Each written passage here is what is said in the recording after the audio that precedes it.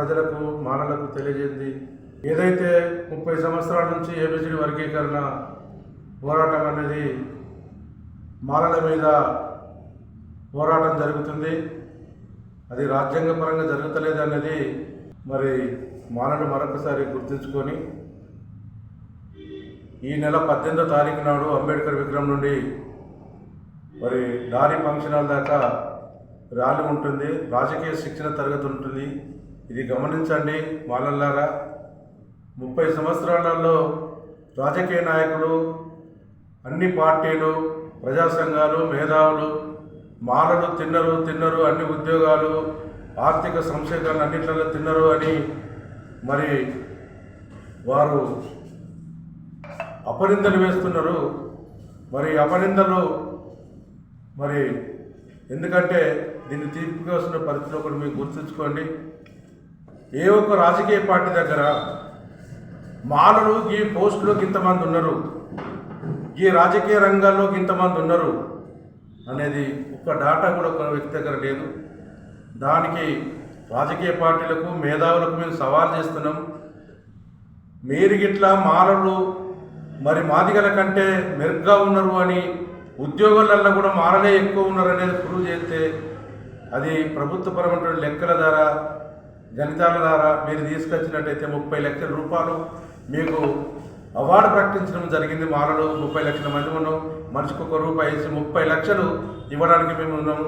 మేధావులు, ప్రొఫెసర్లు అందరూ కూడా మాలలు ఏబిసిడి కావాలంటున్నాం, మేము కూడా కావాలంటున్నాం. అది రాజ్యాంగపరంగా కావాలి. పార్లమెంట్లో 3/1 ఏదైతే ఉందో దాన్ని సవరణ చేసి మరి వెనుకబడుతున్నటువంటి మరి వాళ్ళందరికీ కూడా సమన్వయం జరగాలని కోరుకుంటున్నాం. కానీ మీ దగ్గర ఒక్క పత్రం కూడా లేదు. మరి మందకృష్ణ 30 సంవత్సరాల నుంచి చెప్తా ఉంటున్నాడు, మాలలు తిన్నరు, దోషులు అని ప్రతి మీటింగ్లో చెప్తున్నావు, మనువాదులు అంటున్నావు. ఒక్క లెక్క చూపించానా? ఈ డిపార్ట్మెంట్లో ఇంత ఉద్యోగులు మాలలు ఉన్నారు, ఇంత మాదిగోలు వెనుకబడ్డరు. ఇవాళ మేము చూసినట్టయితే ఎంపీటీసీలు, జడ్పీటీసీలు, సర్పంచులు చూస్తే మరి 80% మాదిగ వర్గం ఉంది, ఓన్లీ 20% మాలలు ఉన్నారనేది లెక్కలు చూపిస్తుంది.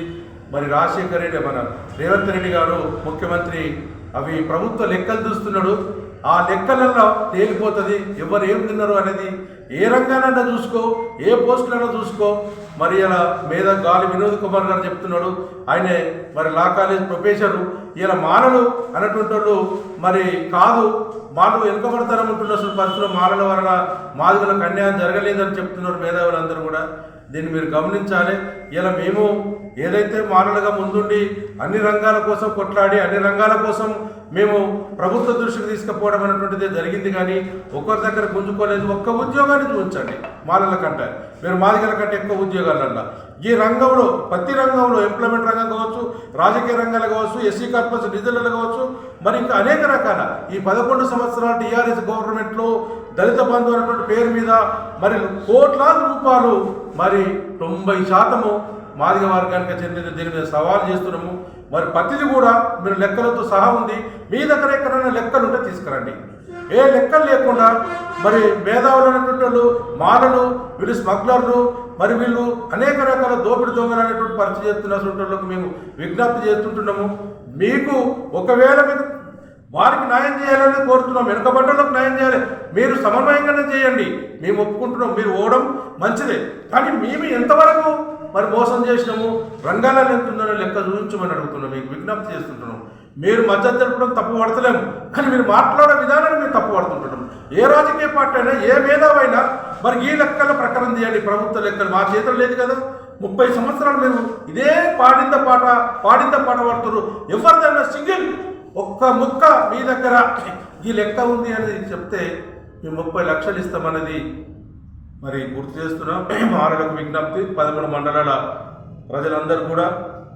ఎందుకంటే ఇది రాజకీయ శిక్షణ తరగతులు, మీరు దీన్ని పోడగొట్టుకోవద్దు.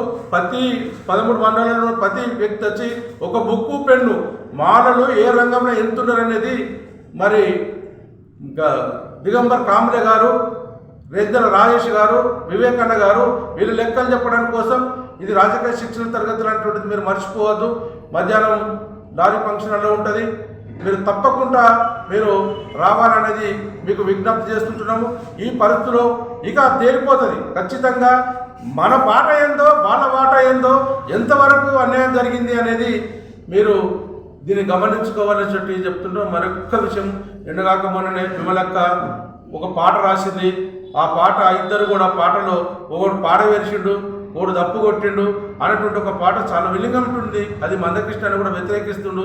అది పార్లమెంట్ ద్వారా సవరణ జరగాలంటే అది దొడ్డిదారుకుంటూ వచ్చేసింది. మేము విజ్ఞప్తి చేసేది ఏంటంటే రాజకీయ నాయకులకు, మేధావులకు సుప్రీంకోర్టు ఇచ్చింది తీర్పు కాదు, అది సూచన.